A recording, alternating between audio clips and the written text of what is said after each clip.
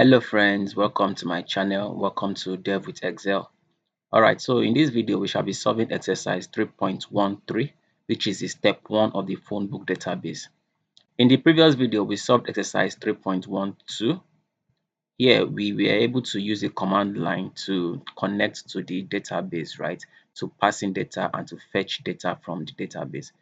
Alright, and we saw how we could do that. We worked with the Mongo Atlas, which is this. So we were able to populate this data right into the database. And now we are solving exercise 3.13. All right, so exercise 3.13 says change the fetching of all phonebook entries so that the data is fetched from the database. Verify that the front end works after the changes have been made. All right, so we want to simply, instead of having the data in the code, right? The data in the code. We want to fetch the data that we've passed in to the database, right?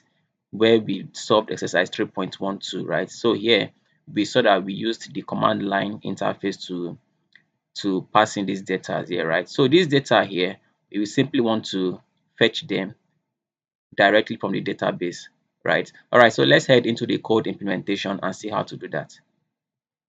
So coming to my VS Code, here I have my setup folder for exercise 3.13, and this is at this point just a duplicate of step exercises, this step 10 and 11, right? Remember, this setup folder, in this we solved the following exercises. We solved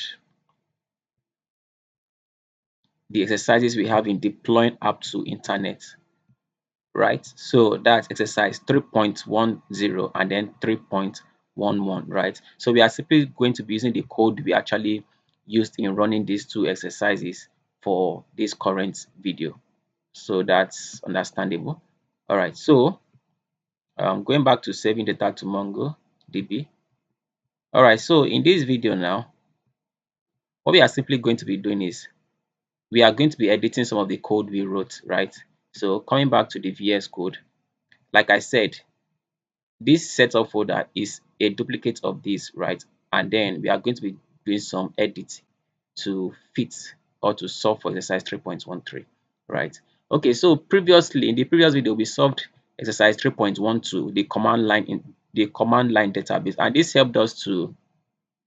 this showed us how to connect our VS Code, our code entirely, right, to the database directly. And then with the skill we've learned here, we are going to be solving exercise 3.13. All right, so okay, so here is it. All right, so in this setup folder, we have the index.js, which is almost still the same thing as what we had in exercise 3.10 and 3.11, right? So here we are simply just going to be ensuring that this still works properly. And recall also, in exercise 3.10 and 3.11, we were able to use the setup folder we had in the phone book exercise, right? That's step 9. So we use this to connect the backend to this front end, right? So let's see how this is going to play out. So what we can do is this. Let me expand this quickly. So what we can do is this. We are going to run this entire setup folder, and also we are going to be running this setup folder as well, right? So we'll be running both of them, and then we need to also ensure that the both of them are properly integrated so that we don't let that to affect our work, right? So we want to ensure that the both of them are integrated before we proceed in this exercise. All right, so I'm simply going to copy the parts to this setup folder, and I simply do npm run, and then do the same thing for the backend folder we have, which is a db step 1. All right, okay, so these both are currently running, right? So now let's go to our browser and see if we can connect them. Now this is the Vite we have. Now Vite is trying to load. Now this is the front end, right? Okay, so here we can see that the front end and the back end, they are still well integrated, right? So if we shut down the server of the back end, we notice that we won't be able to get this data anymore. Let's quickly try that and see. So when we come here and then terminate this backend, right? Let's refresh it and see if we are going to lose this. All right, so we can see that we've lost the data we have because this backend is terminated, right? So that shows that the both of them are well integrated, right? When the servers are running, right? Okay, so having done that, now the next thing we want to do is we want to edit this index.js file, right? In order to be able to fetch data, the data we have here, right? All right, so that's what we want to do next. And then I'm simply just going to expand this. All right, so let's just minimize this part. All right, so before we proceed, some things we need to note here is the instruction says we should separate the modules for the database connection, right? So some things that we have here, we won't be having them here. And then we're also going to be creating new folders and new files. So in this DB step 1, we are going to be creating a folder called models, right? Because when you go to the material, we are going to see that at some point here, there's a model file, there's a model folder that was created. I'm not sure where it is right now, but let me just scroll down. Let me just scroll down. Let's just scroll down. It's somewhere. I think I've passed it, kind of. Um, have I passed it? I think I've passed it. Let's just scroll up a little bit. Okay. Okay, so we have the note in the model, right? So this note was created inside the model folder. So, all right. Okay. Okay. So I'm just trying to locate where the models folder was actually stated to be created, right? Um,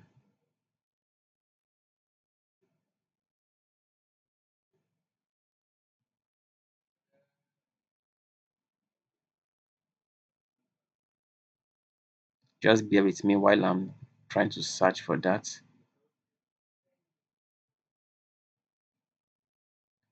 Uh, okay, I'm not sure I can find it, but I know it's here, right? It's in this material. So all right, so what we want to do is this. We are going to be creating a models folder, and then we are simply just going to be following some of the patterns used in this material, right? So we are going to be having stuff like this, I think. We're also going to be having we're also going to be having this. So here you can see that .env was used here, right? That means we need to install .env. Very important, because we don't want our connection string from the database to be part of our code. We don't want people seeing it everywhere, right? So this is where the .env was installed. Also, there's another thing we need to install also. If you don't have it, we need to install Mongoose, right? So Mongoose is also very important for us to install, right? So here we can see that notes here is in the models folder, right? So that means that there's a models folder that was created, just that I can't really see it at this point. All right, but that's not an issue. So the next thing we want to do is going back to the code, we need to create a models folder at the root of our folder, right? So what we can just do is we come here, we say new folder, then we call it models, right? So inside these models, we create a file. We can simply call this file persons.js. I think that's okay. So we need to populate this. We need to write codes inside this particular persons.js. And this code is going to contain the connection to the MongoDB database. All right. So we are going to be most of the time going to the material to see how things are being done there, right? So it doesn't look like we are just trying to work it on our own, right? So part of what we need to do is we need to copy this, right? We need to copy this and then we edit some basic things. So let's copy the entire part of this here because okay, yes. So here it says let's create a new directory for the module called models, right? So this was what I was trying to search for and add a file called notes.js. So here they work with notes.js here, but we are working with person's data, right? So we are going to be because we are working with the data that contains a name and a contact, right? So we choose to call our person. So all right, so let's copy this entire code. And don't forget, we are still going to be editing it, right? Then let's paste it here. We can simply just call this persons. Let's change it to person. All right. So basic things now. If you look at this part here, we imported Mongoose, right? We're also going to be importing the .m because I have already installed both of them. Coming to my package.json here, here I have .env and I also have Mongoose. So if you want to do that, you can simply just do something like this. I'm sure we all know it already, but just for the sake of emphasis, you do npm i.env and then Mongoose. So we hit enter and that installs it for us. All right, so going to persons, now let's proceed with our editing of this code. Now we need to import the .env. So we simply just say require .env and then we say .config with a round bracket. So let's save that. So that is imported now. So next thing we need to do is this is okay. This is okay. Yes. We still need to connect with this MongoDB URI, which is going to be coming from the .env file itself. We are here to create that. We are simply going to create that later. So here is where we are trying to connect the URL, and then we have a then here. So this then, what it does is after this is connected, it tells us that connected to MongoDB, right? And then if there's any error we have, we console log the error and we specifically console log the message in the error, right? So next we want to do is we want to change from node schema here to person schema. Don't forget, these are the basic things we need to do. And then anywhere we see node schema here, we change it to person schema. So this part, we are just trying to tell the application what and what not to return, right? So here we don't want the data to return the ID and the underscore v because going to the Mongo Atlas, right? When you look at the data here, we can see we have ID here and also we have underscore v, underscore ID and underscore v, right? So we don't want these two to be returned. So this part of the code, which is this, helps us to remove them from what is going to be returned from the person schema. So we change this part also to person schema, and then we change this node to person with a capital P, right? So I think we are gradually editing this successfully. All right, so let's come to this part here. Here, we change this content to name, and then it's going to be having a string. Yes, we change this part to number, which is also going to be a string. All right, so let's save this. And all right, so this works well. Now we are going to be, if you look at this part here, we've been able to export the model, right? So we are going to be importing it. Let's take out this package.json file. So we are going to be importing this module, right, in index.js, right? So how do we get that working? We need to do some imports. Let's go to the top of the code or the yes. Okay, so let's import the data we just worked on now. Okay. All right. So something we did here, we imported the .env. We are simply going to do that in the index.js also. Though if you don't do it, if you don't import it here, your code is still going to run, right? Because when I tried it, it worked, right? But just for the sake of trying to make things not to go against us, right? Let's just make that work, right? So let's just import it here as well. So we have the .env imported here. We have the course which came from the previous code, and then we are going to be importing the persons model, right? So we say require, then we know that we are going to the models folder, and inside the models folder we have the person.js, right? So we assign this to a variable name. We call it const. What should we call it? Let's call it const person equals to. All right. So all right. So we have our port as 3001. We have the course express.json Morgan. All right. So we are not going to be using this data anymore.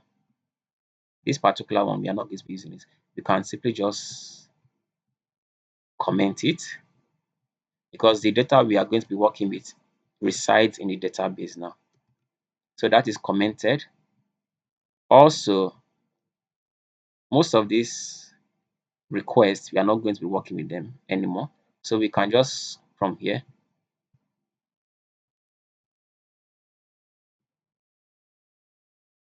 just comment everything from that part. Now you can just choose to delete all of these parts, right? But there's a reason why I'm not deleting my for reference sake. All right, so also we are not going to be using this as well. Okay. All right. So let's be very sure that our connection is correct. Um, let's run the backend again. Let's do npm run dev to be sure.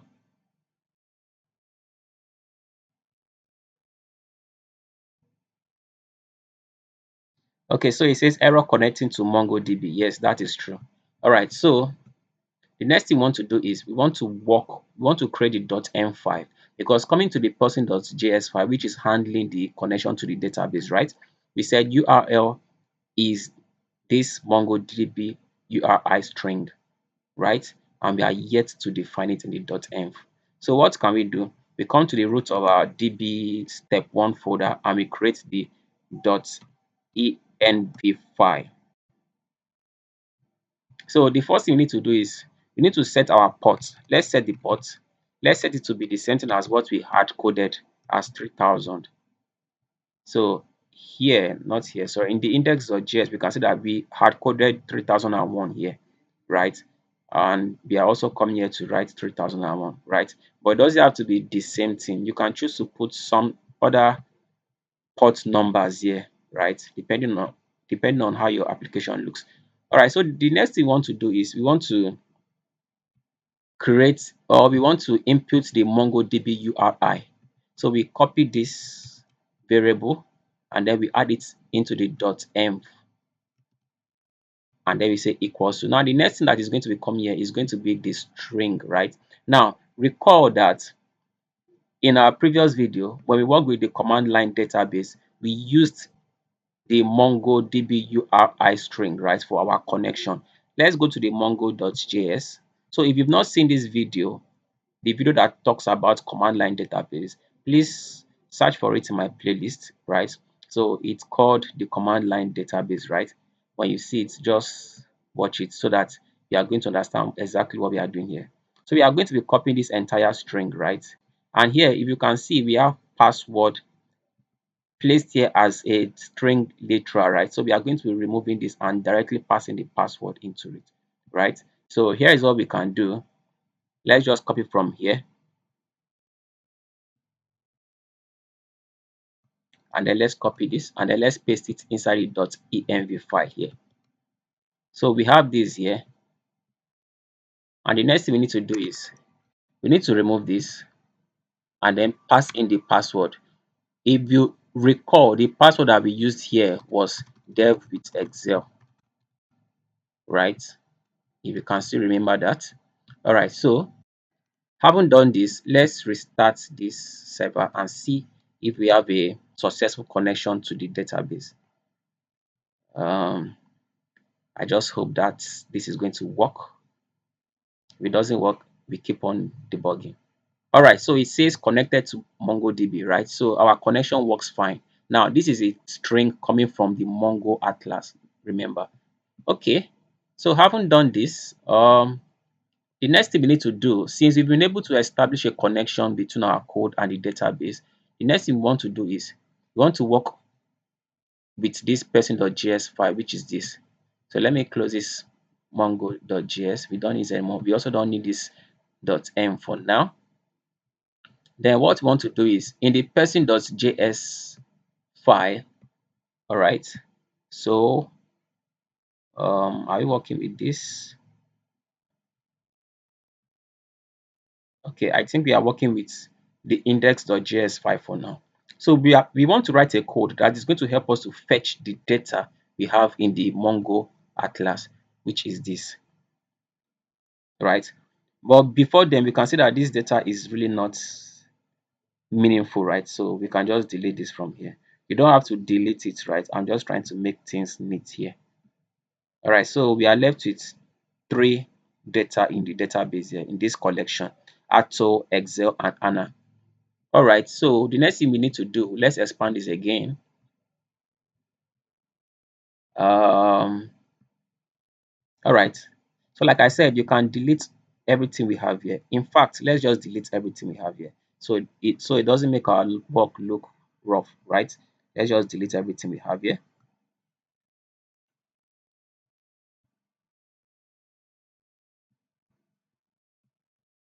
Let's at first copy getting all persons, and then let's add it here, and then let's delete every other thing up to this point. Okay, so I think now our code looks neat, right? Okay, so what we want to do here is we want to write a code that is going to help us to perform a get request. And this get request is going to fetch every data we have in the database. All right, so what we can just do is, since we've already defined our app already, we can just come down here and say app.get, and then we pass in the endpoints. We say /API/person, and then connecting using the request and the response. Okay, so here we are simply going to use res, right? You can choose to write yours in full. It works that way as well. All right, so now what we want to do is the data now is going to be coming from this person's model, right? So we simply just say person dot find. Now this find is a method we are getting directly from the database, right? MongoDB. Then we say dot then we say person, that's each of them. We say response dot json person, or we could just call it person since it's every data we have that I want to return, right? Okay, so I think we're having some issues here. This round brackets, and then I think we need to pass another round brackets here. Sorry, person should be just one s ending it. Okay, I think this should work fine. All right, so what we need to do next is let's use the Thunder client. Remember, we use this Thunder client to perform our HTTP request, right? So we are going back to Thunder client, and then we want to see if we can get all the data we have in the database through this code. All right, so clicking on the Thunder client, we have this, and then we have FSO white, which we've been using, and then let's perform the get request. right? So this is the endpoint we have, API/persons, right? So let's click on send. Um, this is not working. It says app.get. There's an issue with our app.get. Something is wrong. So let's go back to our code to check exactly what is wrong. The MongoDB URI, let's be sure that's what we have in our .env file. MongoDB URI. Okay, so going back to our index.json, um, we have app.get, then we have /API/persons, comma, request response, person.find dot then persons. Oh, how come did this come here? We are having express.response here. This shouldn't be this way. Let's remove the express dot and then let's save this code again. So let's wait for the server to successfully connect to the database. All right, it's connected, and then let's try the get request again. Something is still wrong. It says response is not defined.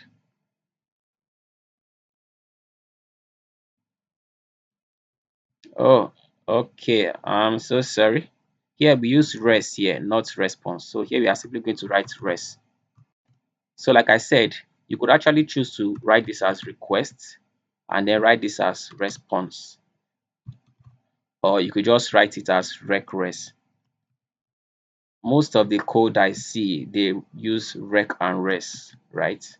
I don't think many people really want to be writing very long variable names, right? So let's go back to our get again and then see if this is going to work. All right, so here we can see we have Ato, Excel, and Anna, right? Returned from the database, right? So these are the data we have in the database, right? So we don't need to stress it out. Okay, I think with this, we've solved what this exercise is all about. Let's go back to the exercise and see if we are not missing out on anything. So going back to the exercise, it says verify that the front end works after the changes have been made. Okay, so now we want to confirm that the front end works after these changes have been made. So remember, the setup folder we use for the front end is in the part 2 step 9 of the phone book, right? That's this. So we are simply going to be seeding into this folder which we have here already. So we run it. Let's run this and see if it's going to work. If it doesn't work, we will keep on debugging. That's the life of a developer. So they say we debug more than we actually write codes, right? So I think that's true in some way. So let's go back to our browser. Okay, so this is the front end. All right, so we can see that we have Atto, Excel, and Anna, right? And this is properly integrated. Now, if we close down the server, we are going to realize that we will have no more connection with the front end. Let's refresh the front end. You can see we've lost connection. But when we come back here again and we npm run, as we start the server, connection is going to resume.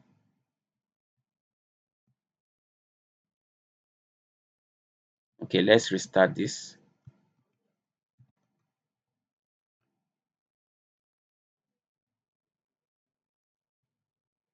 So let's refresh. Okay, it's refreshing itself. And then we can see that we have data coming from the database already.